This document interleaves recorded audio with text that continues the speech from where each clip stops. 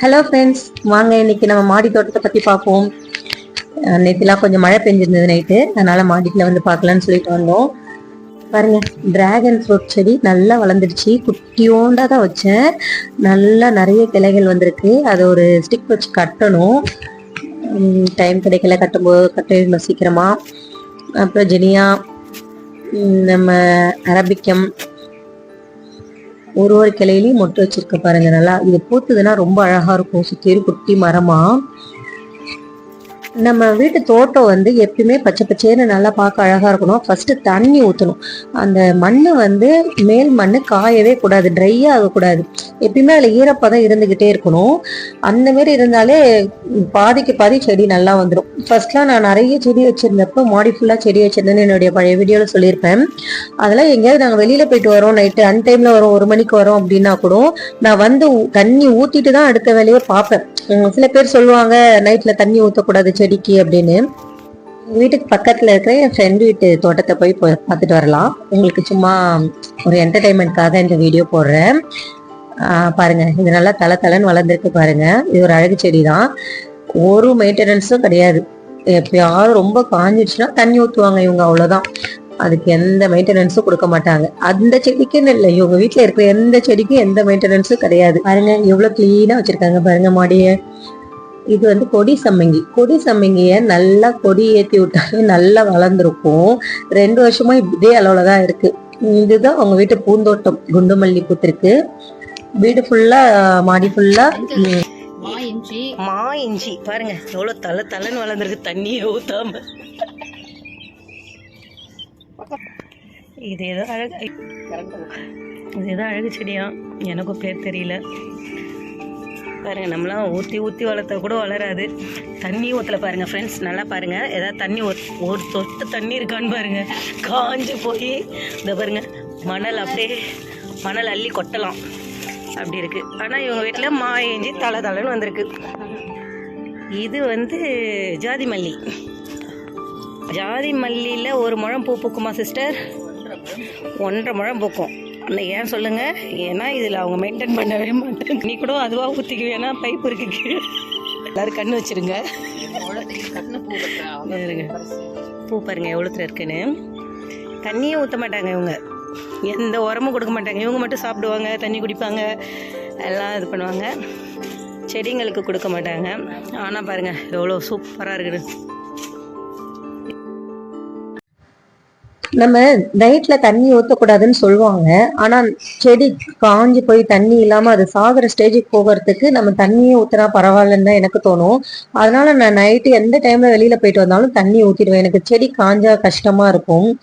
நம்மளுடைய குழந்தைங்க பசியில பட்னியா கிடந்தா எவ்வளவு கஷ்டமா இருக்குமோ அப்படிதான் நான் நினைப்பேன். செடிக்கு தண்ணி இல்லை, அது பாவம் பசியோட பட்னியோட கிடக்கு அப்படின்னு சொல்லிட்டு தான் நான் தண்ணி ஊற்றுவேன். ரொம்ப நல்லா இருக்கும். என்கிட்ட எந்த செடியுமே குழைக்கல, செத்துடுச்சு அந்த மாரிலாம் எந்த பிரச்சனையும் வராது வச்சிருப்பேன். ஆனா என்ன, நம்மளுக்கு வளர்க்கறதுக்கு இடம் தான் இல்லை. இது வந்து வாடாமல்லி, ரெட் வாடாமல்லி நல்லா பெருசா போட்டுடுச்சு இவங்க வீட்டுல. நம்ம வீட்லயும் இருக்கு, நான் காட்டுறேன். மேல இருக்கிறதுலாம் நம்ம வீட்டு தொட்டி தான், அங்க இடம் இல்லையில வைக்கிறதுக்கு. அதனால இந்த சைடு கிரில்லுக்கு விந்தாண்ட வச்சிருவேன். அவங்க வீட்டு சைடு கொடியா வர்றதெல்லாம் அந்த சைடு இறக்கி விட்டுப்பேன். என்னென்ன பாத்திரம்லாம் யூஸ் பண்ணாமல் இருக்கோ அதெல்லாம் செடி வைப்பாங்க. இது சட்டி வைக்கலாம். செடி வைக்கிறது ரொம்ப நல்ல விஷயந்தான். ஆனால் நம்ம ரோட்டில் வளர்க்குற புல்லெல்லாம் இவங்க வந்து தண்ணி ஊற்றி வளர்ப்பாங்க. கொத்தமல்லி சைடு தான் கிடக்குன்னு நினைக்கிறேன். கொத்தமல்லி மிளகாய் சைடு. ஆனால் முளைஞ்சிருக்கிறது தெருவில் வளர்கிற புல். அதுக்கு தண்ணி ஊற்றி வளர்ப்பாங்க. எதுக்கு தண்ணி ஊற்றணுமோ அதுக்கெலாம் தண்ணி ஊற்ற மாட்டாங்க. இது வந்து தாமரை தொட்டின்னு வாங்கினாங்க. ஆனால் தாமரைலாம் இல்லை, வெறும் தண்ணி, பாசி பிடிச்ச தண்ணி தான் இருக்குது. வேறு என்ன இருக்குது இங்கே சொல்கிற மாதிரி? நிறைய செடி இருக்குது, ஆனால் புல் தான் நிறையா முளைஞ்சிருக்கு. இது வந்து லெமன் கிராஸ், அதுவும் காஞ்சி போய் தான் இருக்குது. இப்போ தான் தண்ணி ஊற்றுறாங்க, நான் வீடியோ எடுக்கிறேன்னு, இல்லாட்டா தண்ணி ஊற்ற மாட்டாங்க. இது வந்து சாமந்தி,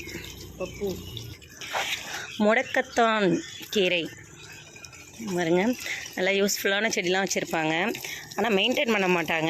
செடி வளர்க்கணும்னு ஆசைலாம் இருக்குது உங்களுக்கு, தண்ணியே சரியாக ஊற்ற மாட்டாங்க. இங்கே பாருங்கள், புல்லு தான், தொட்டி ஃபுல்லாக புல்லு தான் முளைஞ்சிருக்கும். பார்த்தோன்னே சொன்னான் எனக்கு இன்னைக்கு இதுதான் சாப்பிட சொன்னேன். டேபிள் ரோஸ், ரணகல்லி, துளசி, துளசிக்கு பஞ்சமே இருக்காது இவங்க வீட்டில், வெறும் துளசியாக தான் வச்சுருப்பாங்க. மகாலட்சுமியா.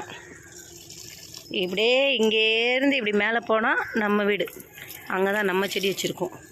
இப்படி கீழே பார்த்தா ஃப்ரெண்டு வீடு. இவங்க தான் என் ஃப்ரெண்டு. மூஞ்சி முகரையை காட்டினா கொஞ்சம் நல்லாயிருக்கும், ஆனால் காட்ட மாட்டாங்க. சரி பார்க்காதீங்க, பார்த்தா பயந்துடுவீங்க. எதுக்கு இது வச்சோம்? என்ன இது? ஆடிப்பட்ட மணிக்கு போட்ட வெண்டைக்காய் விதை. இங்கே பாருங்கள், வெண்டைக்காயே வச்சிருச்சு அதுக்குள்ளே.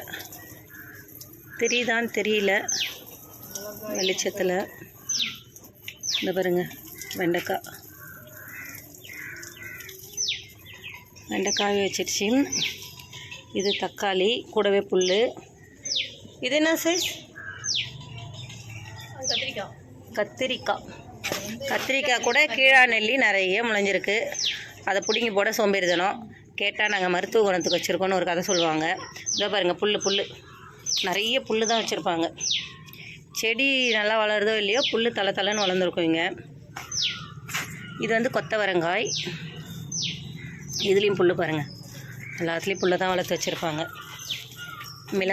மிளகாய் செடி, கீரை, அரைக்கீரை, பக்கத்தில் புல். அவ்வளோதான் ஃப்ரெண்ட்ஸ். இது ஃபுல்லாக என்டர்டெயின்மெண்ட்காக மட்டும்தான் எடுத்தது. அவங்களுடைய பெர்மிஷனோட தான். அவங்கள எதுவும் கஷ்டப்படுத்துகிற மாதிரி இருக்காதுன்னு நம்புகிறேன். வீடியோ பிடிச்சா லைக் பண்ணுங்கள், கமெண்ட் பண்ணுங்கள், சப்ஸ்கிரைப் பண்ணுங்கள். நெக்ஸ்ட் வீடியோவில் பார்ப்போம். பாய்.